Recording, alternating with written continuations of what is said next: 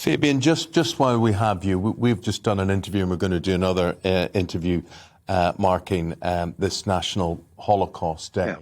And for a lot of people it may, things that happened 10 years ago aren't relevant to a lot of people and whatever, but it's fascinating talking to you, and you're a man who can say that one of your relatives was actually a survivor of the concentration camps. Is that true?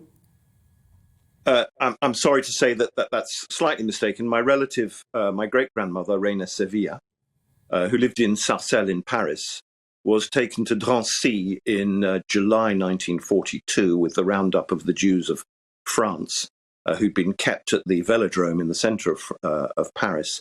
And she was taken straight to Birkenau, where she was sent to the gas chambers. We have clear evidence of that. The French authorities have catalogued it. Her name is on the list of those murdered by the Nazis and taken in the cattle carts. It is something I've discovered fairly recently through relatives and family in France. Reina was the mother of my dear and much missed grandmother, Louise Sevilla. And Louise died when I was 21, but we spent a lot of time together. She was French speaking. She lived in Paris, but she escaped the Holocaust because she managed to obtain Portuguese nationality, but she was in occupied Paris throughout the war. And the apartment she lived in was one that I visited frequently as a child, and we stayed with her. A much loved woman. It was her mother who was murdered, and I didn't know anything about this until very recently.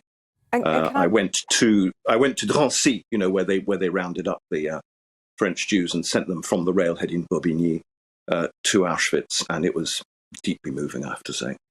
And do you think that this year has an extra poignancy? I mean, do you worry that we've forgotten the lessons of the Second World War, not least, and I'm obviously referring to the tensions between Russia and Ukraine at the moment?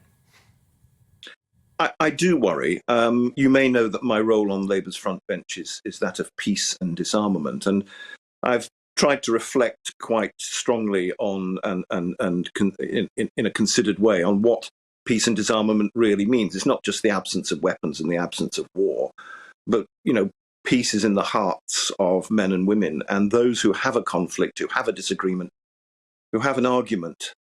It's surely within the capacity of human civilization to resolve those arguments, if not amicably, then round a table through the one thing that we're gifted with, and that's conversation, language. We can use language to resolve our difficulties, not the threat of violence, death, war and destruction. We've had too much of that in human history, and we have to stop it. I think that very often it is wicked men like Putin who is trying to divert attention from the economic and systemic failures in his own country. After all, Russia, a huge and great country and nation that's provided us with the most extraordinary art and culture over the centuries, has an economy smaller than that of California. And obviously a lot of people are suffering there. And what very often happens with people who are autocrats like Putin is they try and divert attention to something nationalistic. So let's invade Ukraine, let's reclaim that country as our own, as our satellite, and not allow it to determine its own future. That is not acceptable. But we can resolve this, I think, through talk.